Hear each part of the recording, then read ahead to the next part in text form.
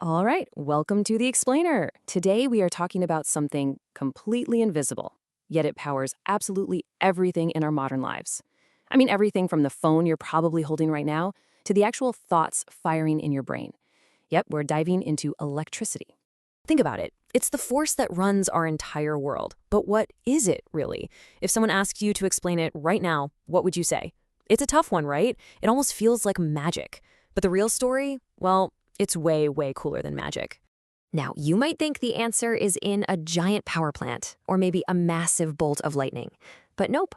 To really get it, we have to think small, like unimaginably small. The secret to all this power, it's hiding inside the atom itself. Okay, so what is it? If you strip away all the complexity, electricity is really just about one thing: electric charge. It's the story of what happens when this charge moves. That's it. The motion of charge. That simple idea is what powers our entire civilization. So where do we find this charge? Let's zoom in on an atom. In the middle, you've got the nucleus, packed with positive protons and neutral neutrons. But the real action, the stars of our show, are the little guys orbiting on the outside, the negatively charged electrons. These are the ones we care about. You've heard this a million times, right? Opposites attract and likes repel. Well, that's not just a saying. It's a fundamental law of physics. The positive protons in the center are constantly pulling on those negative electrons, keeping them in orbit. But, and this is the key part, those electrons are also pushing away all the other electrons nearby. It's this constant push and pull that creates the potential for a current. And this is why different materials behave so differently. In something like a copper wire, a conductor, the electrons on the outer edge are kind of free spirits. They're not held on very tightly, so they can easily jump from one atom to the next. But in an insulator, like the rubber coating around that wire, the electrons are locked down tight. They aren't going anywhere.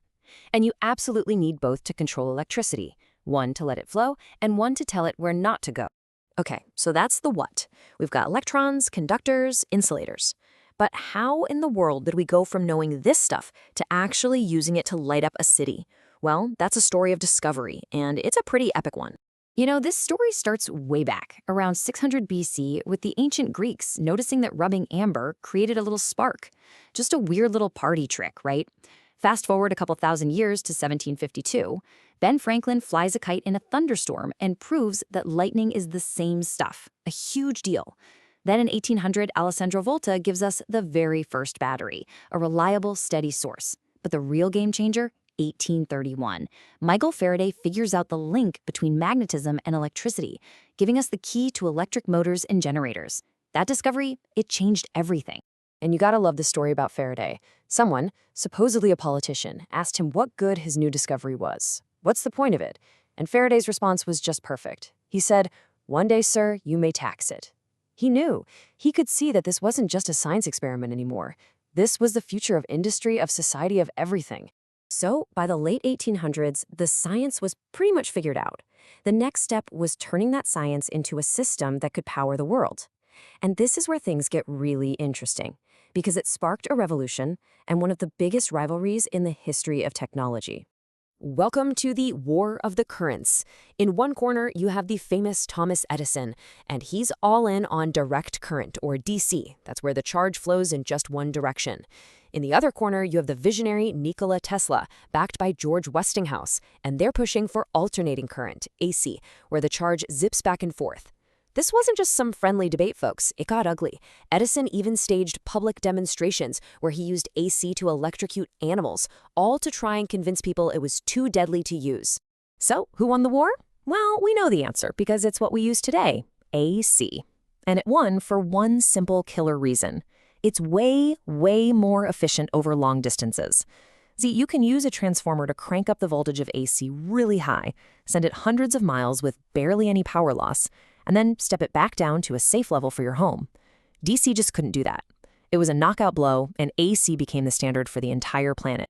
Okay, so all of that history, all that science, from the inside of an atom to the rivalry between Edison and Tesla, it all leads to one place, that outlet in your wall. Let's bring this home and talk about what it all means for you today. You've probably seen kilowatt hour on your electricity bill and just kind of nodded along, right? Let's finally break it down. Think of it like driving a car. The kilowatt, or kW, is a measure of power. That's like your car's speedometer. It tells you how fast you're using energy right now. But the kilowatt hour, kWh, is a measure of energy. That's like your car's odometer. It's the total distance you've traveled. And that, the total energy you've used over time, is what you actually pay for. It's pretty mind-blowing when you stop and think about it. That simple flow of electrons has become the absolute backbone of modern life. It's not just about turning on a light. It's about the motors that run our entire industrial world, the communications network that connects billions of people, and the entire digital universe of computing that literally runs on this stuff. So, look how far we've come. From a weird static spark created by rubbing amber to a global civilization that would completely collapse without this constant, invisible flow of energy. Electricity literally defined the last century, but our demand for it just keeps growing and growing, which leaves us with the big question, right? How are we going to power the next one?